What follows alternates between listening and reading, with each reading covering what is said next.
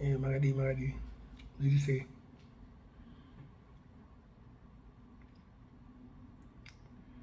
I hope Munu is right. I did kenke.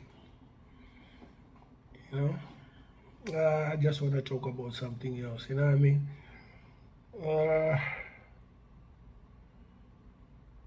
Ndautarisha wawa. Vanhu vakawanda in diaspora vari kunwa mawhisky nemabrandi. Vakazviwanza inoita mbatutu, inoita Musombodhiya, because whisky nebrandi zvinogadzirwa chi nesugar cane. Sugar cane is turned into ethanol. Mazinzwa, ethanol in its pure form, it's white, kunge mkaka. It is highly concentrated, it is white, not a white kunge mkaka. Ethanol inogadziriswa zvinhu zvakawanda. It's an industrial chemical. Inogadzira zvinhu zvakawanda, pendi, maspiritsi. Handiti munoziva kuti kune maspirits, spin-off is a spirit, Gilbert's gin is a spirit, mawhisky ese amunoona anenge achibva kunana Scotland ese, but it's the processing inoita kuti zvisiyane. You know what I mean? Vanhu vazhinji vari kuZimbabwe vari kutenga twatinoti tumbwa twatuya. Hapana processing yakawanda. It's most of the time it's coloring. Dokunge ine color. Kana iri brown is just coloring. Vanongoisa coloring, that's it. Otherwise you're just getting this. Wakatenga Kambwa kana imwe label, wakatenga Kambwa kana imwe label, it's the same thing. Zvasiyana nekuti wakatenga brand or whiskey, they smell different. Kanwiro kacho kakatosiyana, taste yacho yakatosiyana. Kana muchida kunyatsoziva kuti whiskey inogona kuita Musombodhiya kana kuti Kambwa. Imbotarisai vanhu vekujamaica. Kana imboenda paningi paYouTube kana paFacebook uone tumadhara tunenge twakadhakwa neJamaican rum, Jamaican white rum. It's about, I think it's 70% overproof. Kanenge kakadhakwa mboko. Waiziya? And it's the same thing. White rum inogadzirwa nechi? Nesugar. And Kwanana Jamaica, they kind of manage it in a way because probably they sell most of their ethanol or their, their sugar to Europe or other countries. But with Zimbabwe, I don't think we have that market. You could take ethanol out of the country. I don't think so. I might be wrong. But if there's anybody who knows that kune market we export ethanol to somewhere in the world, please let me know. You know what I mean? Pakatwa ethanol plant kuchiredzi. It was supposed to be for fuel. Kubatsira motikari handiti. Kuno kuchai unogona kuenda pagarage. Petrol in ethanol is called super. It costs a lot of money because inokumza kuvhepa. I'm quite sure ku Zimbabwe there is a lot of people, and I've been around a lot of people and motor and whatnot. Anoyachi kutaurira kuti jamani musaise petrol yenyu kugarage rakati inovhepa fast because vanenge vakaisa ethanol yakawanda, It's like vanojuica, puncher. You know, puncher petrol ethanol to make a bigger profit. And vanhu vasikazive kuti ethanol inoshanda sei, you know, vanofunga kuti ethanol ndefuel chedaiwa. It's the main ingredient pawawa brand kana whiskey anywhere in the world, anywhere. Ask anybody or Google it. The main ingredient of whiskey, brandy, a cane spirit is ethanol, inobaba sugar. Right, I explained that. So, my brothers and sisters, if I want to know my brand, let me start with men. Varume vakanwa brandi, zvimwe zvinhu zvako zvinogona kutadza kufunctiona, zvinodiwa nevakadzi. Zvinodhakwa zvekudhakwa zviya. Saka you have to be careful. Paunenge uchinwa whisky wakaiwanza, baba mudiki havasumuke, havamire upright. Saka pareke pakaipa. Plus, you know, pane lungs, kidneys. Anenge achicha, mbichana. And it can lead to cancer. Just like our cigarettes.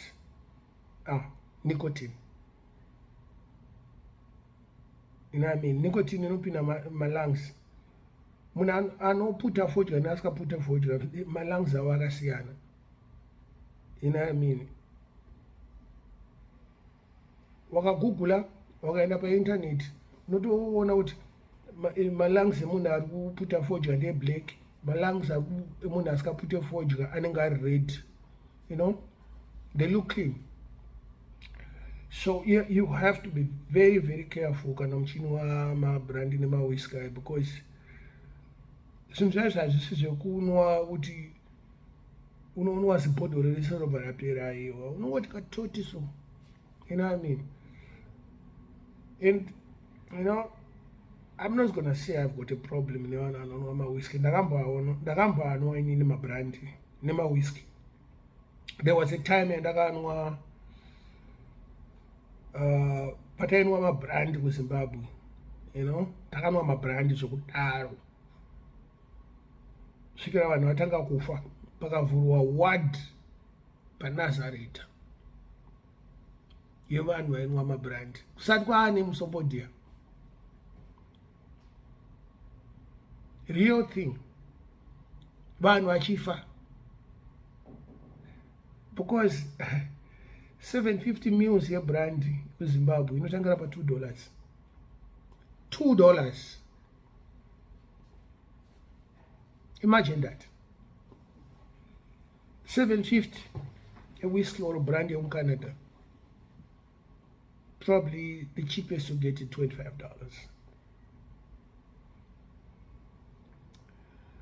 Unoona munhu anouya pari kugocha vanhu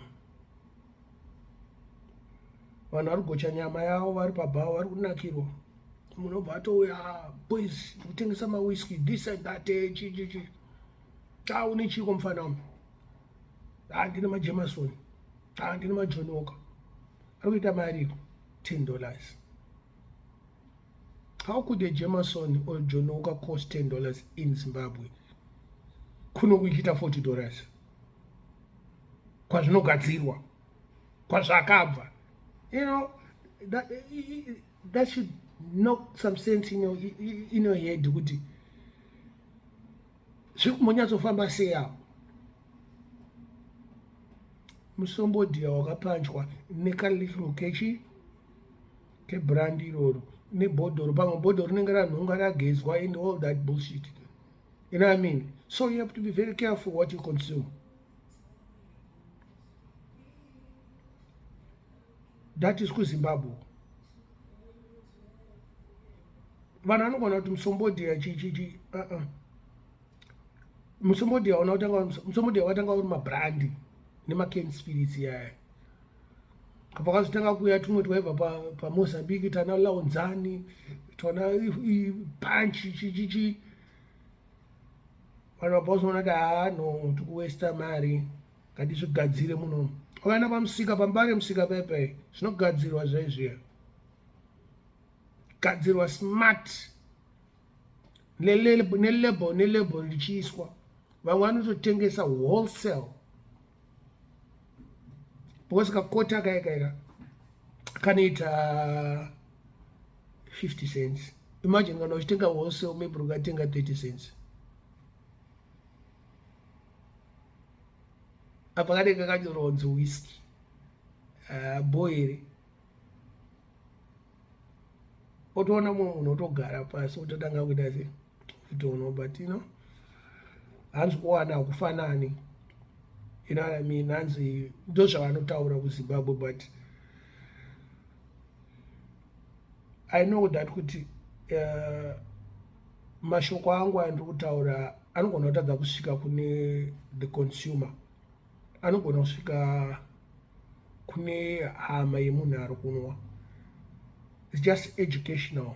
Handisi kuataka vanhu vanonwa Musombodhiya kana ndoda kuti mueducatai kuti kana uchikwanisa kueducata munhu wacho ari kunwa kuti waona uri kunwa hwausi kumboziva kuti une alcohol percentage yakaita sei, wakagadzirwa kupi, and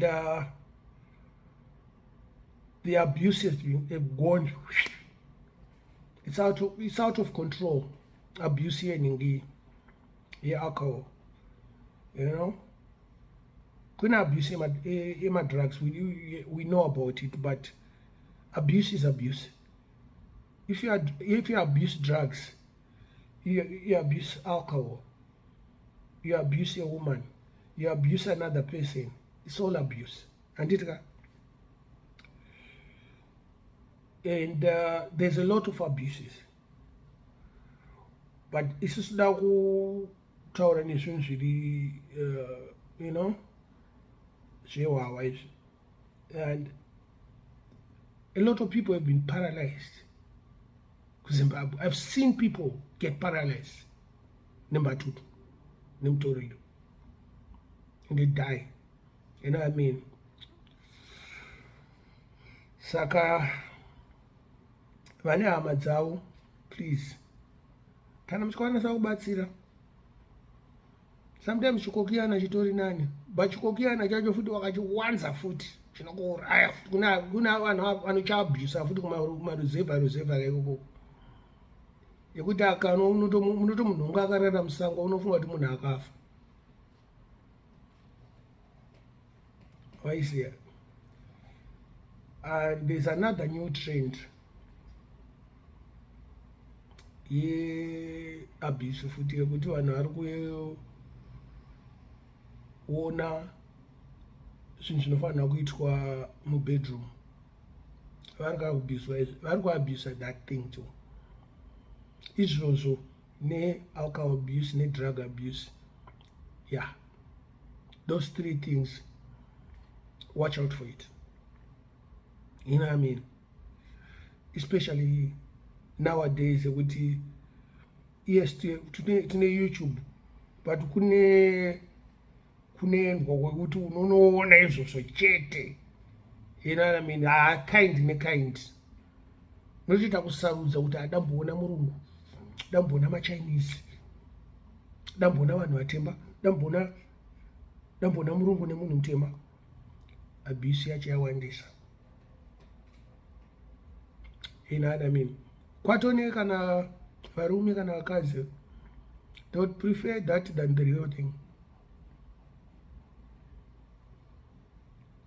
Saka ngatigare pasi tinyatsoona kuti what's happening for the next generation. Kudhara taizviona mumagazini, but manje takuzviona action mpaka jamani zvitete kauti unondi plus ari kunzunirwa. Saka It's just like mbanje, but akakura. Then mbanje dzinopengesa and takatoona vanhu vakawanda vachitopenga because we could see it. Inana ndatanga kuputa mbanje when I was probably 34 years old. Can you believe it? But when I was young, this was Zimbabwe, nditeerera reggae music kuma 1982, 83, kusvika 1990 ndiuye kunoko. Amai vangu vaingofunga kuti uyu anoputa mbanje. I have friends vaiputa mbanje.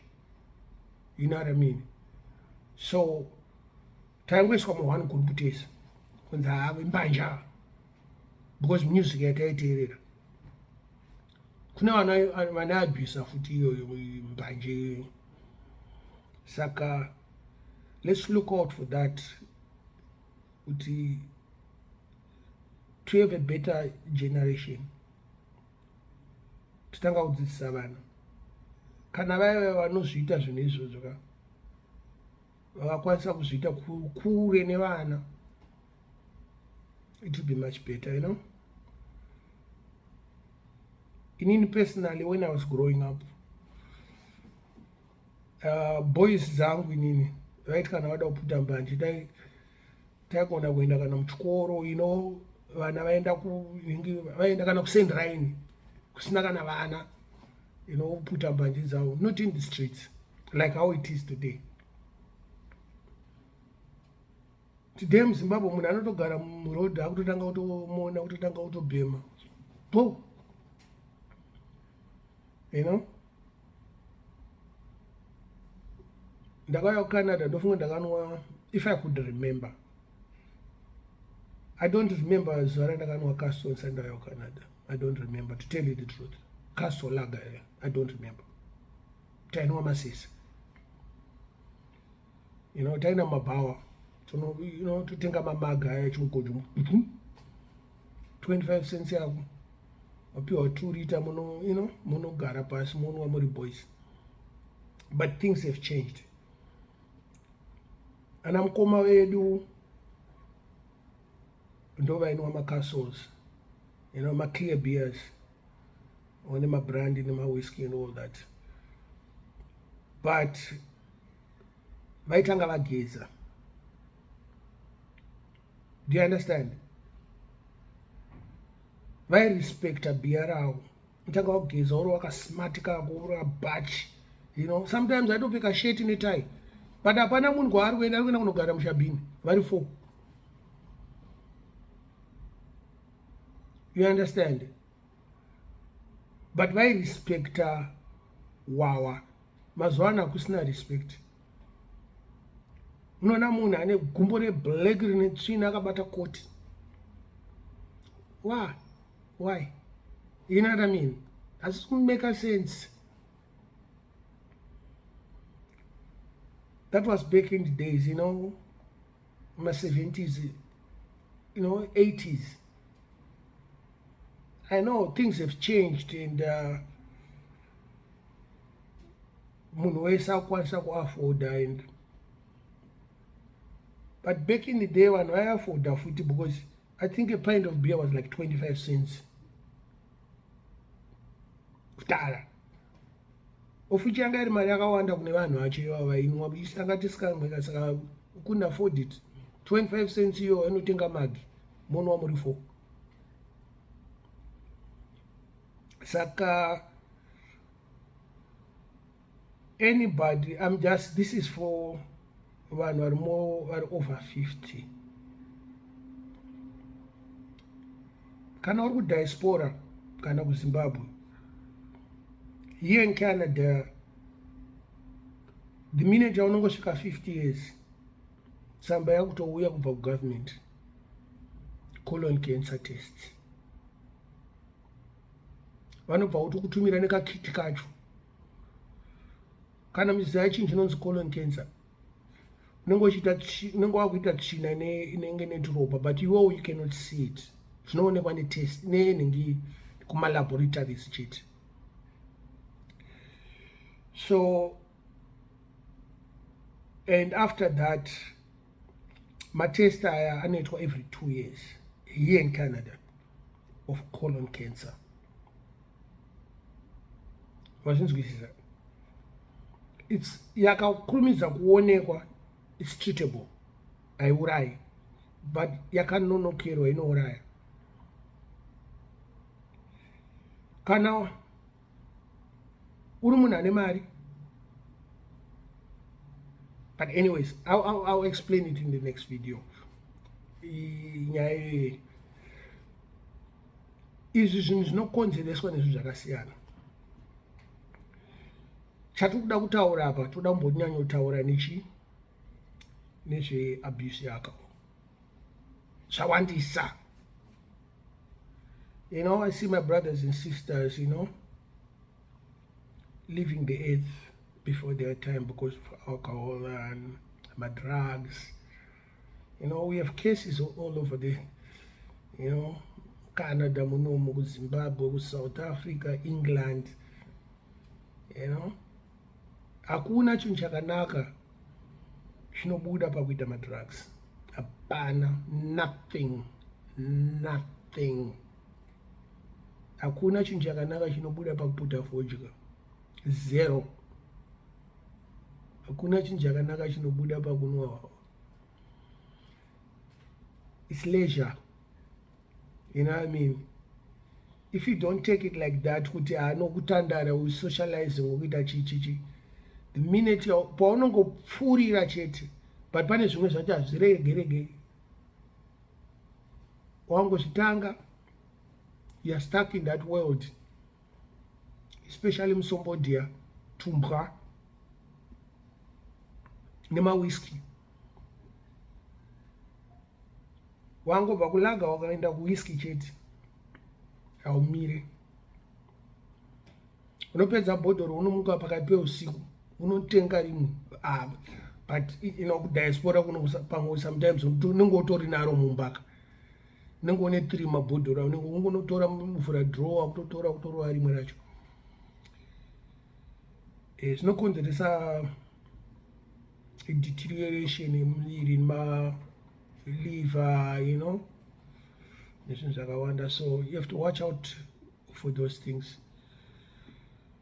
Nema drugs ari kurohwa nevakomana, you know what I mean.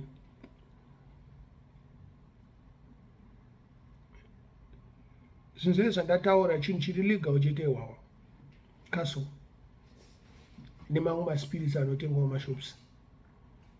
Tumbwa twaita tinogona kuti tiri legal because zvakubikwa nema-registered companies kuZimbabwe. We don't know how they are registered. You know, hopefully the government will look into it and say, hey, let's go out there and buy as many as we can from you know, from our shops. Then they take down my addresses and they visit those people and see how they make those tumbwa to name labels. You know, panofana kuitwa ma-raid. The same things zvavanongoita kana wada kureida mawindi, kureida vane mutoriro, kureida, you know, vanhu vanotengesa madrugs. You know what I mean? Ndozvavafanira kuita kana newawa. Kunotengeswa ma-bootleg beer. You know what I mean? Haumboziva kuti rakabva kuti i-original kana chi, but zviriko. You know, I was talking to my cousin the other day, and he told me there's an airport. Inotengesa fake whiskey. Imagine, airport. Inotengesa fake whiskey. And next time when you come to Zimbabwe, please, kana uchiuya nekunyika yakati, please don't. Usanditengere whiskey yekoko fake. Apa unenge uchiti ndaiwana yakachipa duty free. Apa zvinenge zvakabikwa zvo kana netuvanhu twetumaziso tudiki utu. I see. Because those people don't work for anybody. Do you remember? Hapana munhu ari kuuya kuzotsvaka basa kuZimbabwe. Vari kuuya kuzotsvaka mari. and they venture in a lot of businesses, and some of the businesses are not good for the local people, and they are ari kutokwadza vanhu. Zvemutoriro izvi, we know that it's all chemicals. Nobody anoziva zvinogadzirwa sei. Nobody. Ina handitomboziva kana kutaura zita racho nechirungu, handitombogona kana kuti taura rese. Ndoswera ndazviruma rurimi. Saka vanhu ngatitarisei kuti tuone kuti zviri kuitika izvi nevanhu vari kunowatumbwa. Yes, we cannot beat them down. You cannot kick somebody who's down. You know what I mean? Lift him up and, shake him and say, yo, siyana nezvinhu zvauri kuita izvi. I've witnessed, I've lost good friends. Nembatutu. I've lost good friends. Nemutoriro. I've lost good friends. Nema whiskey. Banje, I wouldn't know if I've lost anybody, but I know vanhu vakawanda vakapinga nebanje. Did it contribute to their death? I don't know, because vaputa mbanje vachinwawawa, so I wouldn't say kuti imbanje yakacontribute. I used to be an alcoholic anyways, in case you never know. Vamwe vanotaura kuti madman uri kungotaura, but every time tinokuona pavidhio unenge wakabata koti. I drink 3 to 4 beers a day kana ndiri kuZimbabwe, ndokunge ndichinwa. Vashoma vanhu vakambondiona ndakadhakwa kuZimbabwe. You can hardly see me handidhakwe kuZimbabwe. One, because ndichinwa every day, handina chinhu chinonzi bhabarasi. Saka handisi kudhakwa. Wasiyana nemunhu wekuti anoenda kubasa Monday to Friday wozotanga kuzoonwa Friday. Akanwa 1 beer anodhakwa Friday. Ubva aenda kumbo kuti ndozozitangisa mangwana, ndasangana neboys dzangu pamashops Hwezha kana kushabhini mangwana. Kuno ndakarwa 1 can 610 meals ndodhakwa. Because handino hysteric, ndiri munhu anogara ari one. I don't have too much friends. I don't hang around too much people, and it is what it is. You know what I mean? You have to accept it and you have to live it. Mostly I'm in the house. Kana ndisimo ndienda kushop kwangu ndotenga grocery yangu, ndotenga 2 beers yangu, then I come home. That's it. You know what I mean? My social life is just so dry, you know what I mean? Here in Canada, there's people that they can tell you they know me. I'm an owner, but with situations, probably we've gone 20 years without seeing each other. It's just a situation that no one has control of. You know what I mean? I like to socialize, but the opportunity yekuti ndipinde socializing aisati yadzoka. You know what I mean? I have to be comfortable where I am. And the independent. That's what I'm trying to say. Here, kusina Scarborough, Mandogara, kusina my nightclub. I used to have 3 nightclubs, 5-10 minutes walk from my house. There's none. So I cannot go to a nightclub to enjoy myself and socialize with other people. I'm Chinese, you know what I mean? They don't care about you. All they care about is the money. And Akura, like almost 56 years. The end I did. Panogona kunga fight and vanhu kunoka vatane kabuditsa izvo vatane buditsa moto kuno avatane. Saka I have to be careful about where I go, you know what I mean? Canada is peaceful. I can walk outside 3 a.m. uchinotenga chikafu 24 hours. I've got a steakhouse behind me 24 hours anytime. Hakuna munhu anobata munhu ngunzo kunoku. Kwasiyana nekwedu kumbare kwedu maimani kwakutyiswa kukuta vanhu vakuita kuurayiwa sha. You know what I mean? In 1 week unonzwa kunzi kwabayiwa vanhu 2 nebanga. 1 week. Same area. Azvibudeka. You know what I mean? We're now living like animals. Apa vanhu vacho pamwe vanenge vaita that crime here havagari muBari, and everybody knows that. It's not like it's a secret. Vanhu vanozviziva kuti vanhu ava vari kukomita macrime akawanda muBari, vazhinji vacho ndevemutoriro, vamwe vacho havagari muBari. And same as vendors vanotengesa pamusika vanouya, most of them havagari muBari. muBari is a place of business yekutsvaga mari. And inini as an elder and an influential person, munhu anoonekwa nevanhu, there's nothing I can do without the government backative, because some of these things kuti uite act, you need money. Handina mari yekupinda mucommunity to try to solve these things. You know what I mean? Sometimes you leave it to the police, and the police will do their own job and whatnot. That's how it is.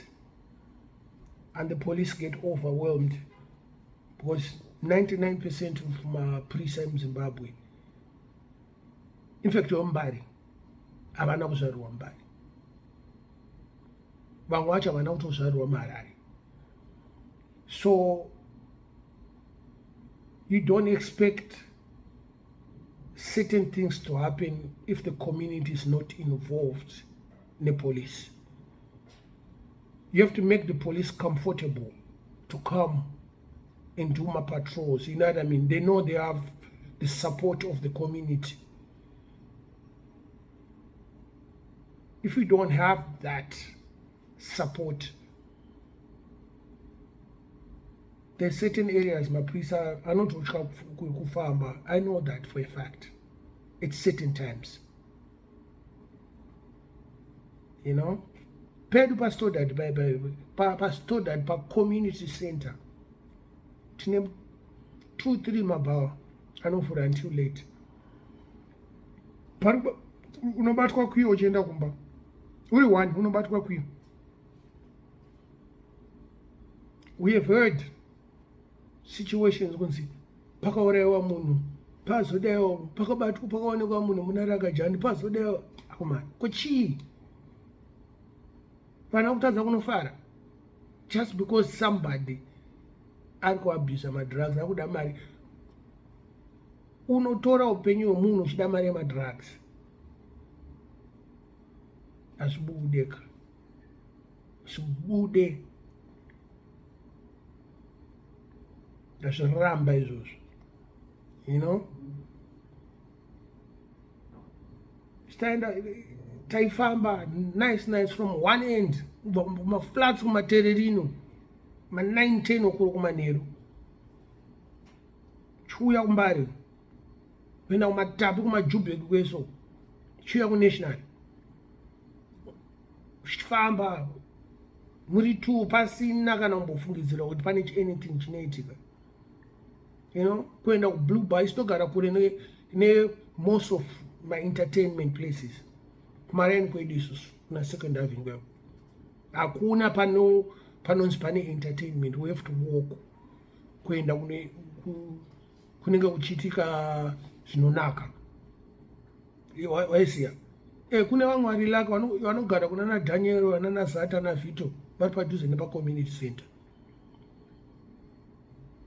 But even anogara pana Zata pana Vito, wakabuda uri 1, vakomana vakakutera vanogona kudzipa, unodzipirwa magedhi. Because vanoita kunge vari kuendawo kumba. But stop the abuse of alcohol and drugs. And it got one time sharp.